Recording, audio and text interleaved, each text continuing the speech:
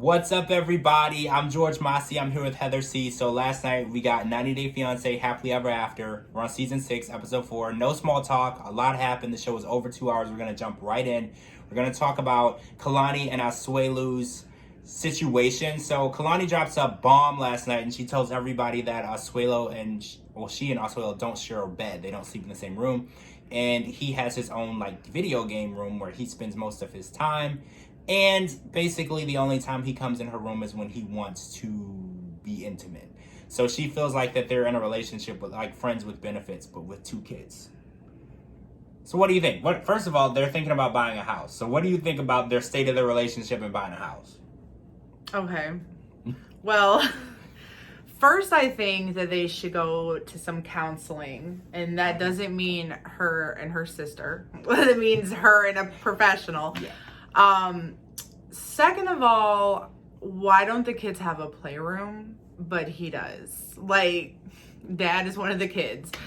I don't know. I mean, I don't hate their situation, but I feel like she has a lot on her plate and she is constantly playing the mom role to not only her own kids, but her husband. Yeah. So, I mean, first we went through the drama, a season or so ago with his mom and sister and all that. And she had to defend her character and everything. And then now she's got to fight to save her marriage. No, I don't think they should buy a house until they figure out this is what they really want. Why add more commitment, more bills, more stress, more drama until you make sure, get a house with your sister. They get along. I mean, yeah. That's her stability. That's her rock. I agree. So Kalani thinks that the main issue is that in Samoan culture, their marriages don't end in divorce. Divorce is not an option in their culture. So when she says that they need to work on the marriage, he thinks that there's no point because there's no possibility that it's not going to work out because that's just how it works. He's going to have a rude awakening. Absolutely. In America, divorce is always an option. It's an option before you even walk down the aisle. So he's going to have to either work on it or he's going to actually not be with his wife. All right, so let's talk about Angela and Michael. We got a tad little bit of Angela last night. What was the term she used? Big Titty Angie? Oh, We learned the term Big Titty Angie last night. I tried to hashtag it. It didn't catch on, but probably a good thing. She had her doctor actually FaceTime Michael to try to get him reassured about the surgery because the doctor's removing 1 pound per breast, and Michael is 1 pound per breast was really, really getting to him. He just couldn't deal with it.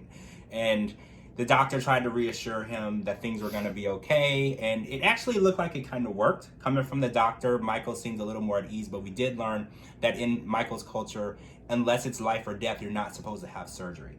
They just don't believe in surgery. So I feel like a lot of that nervousness was coming from his culture. Yeah. I mean, I don't know. Ange is something else.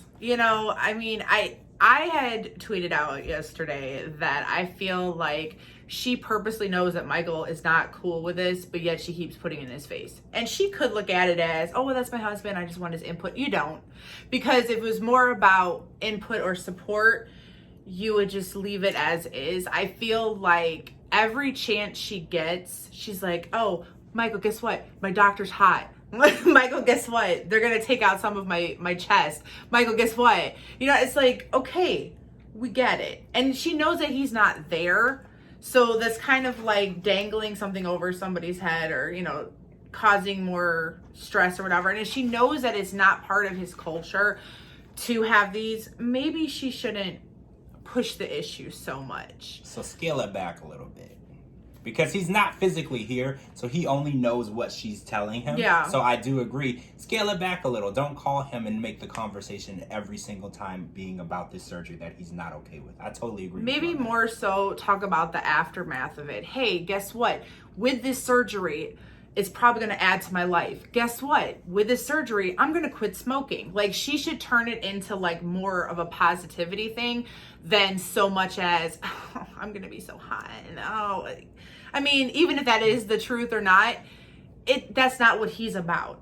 And you're supposed to be a team and it's supposed to be your husband and you're supposed to love him. Respect him and his wishes. Maybe give him more reasons as to why you're doing it and less as, oh, Michael, guess what? And it's more of a gossip factor. All right, I actually agree. So let's talk about Mike and Natalie. We got Mike and Natalie last night. No. And Mike was fresh off of leaving Natalie at the hotel after she accused him of getting naked As pictures he should. from his friend. Just say. And of course, Natalie follows him home from the hotel and demands an apology, and Mike is not having it. So Natalie actually apologizes. He eventually accepts her apology, and then he compares her to a Sour Patch Kid.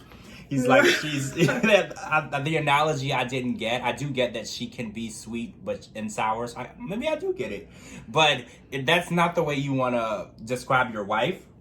I mean, that's not how I want to describe my wife. She always brings up things that he's already admitted to and apologized for and is trying to move on from. So I understand his frustration. He's like, if you're gonna keep bringing up the past and rehashing every fight we've ever had, I don't know how much longer I can do this. I'm going to say this for America. I'm just going to be that person. How did we get to this point where they made it down the aisle? Like, I don't know if they're maybe not up to speed and par with their own life as we are, as America, but they should have never said I do. Like, they are not happy. And if they are, we're not seeing it. Like, it seems like no matter what he does or she does, each person is never satisfied.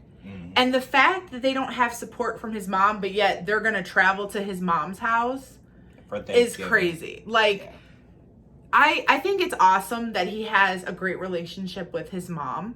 You know, like, that's super cool. Like, only child, grew up, you know, I get it. But, like, mom told you, I don't like her. She tried to, like, end the marriage before it started. Yeah. So, I don't know. Like, maybe TLC needed a fill-in spot.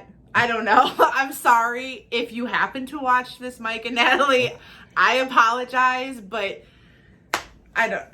my hands are tied with this one. I can't. Well, I'm looking forward to the shit show of Mike and Natalie going to his mom's house because I just know it's going to be an awful Thanksgiving dinner. Those are the type of ones I want to be invited to.